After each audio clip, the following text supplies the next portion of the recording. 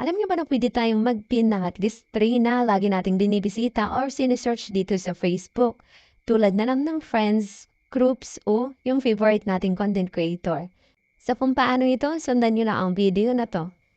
Open lang natin ang ating Facebook app and then pindutin natin itong search engine. And then dito niyo makikita yung lagi niyong sine-search like friends, favorite content creator o yung Facebook group na lagi nating binibisita. Para mapin natin ito, pindutin lang natin itong tatlong tuldok. So for example, ito yung friend natin na lagi nating sine-search o yung favorite nating content creator, and then pindutin natin itong pin this search.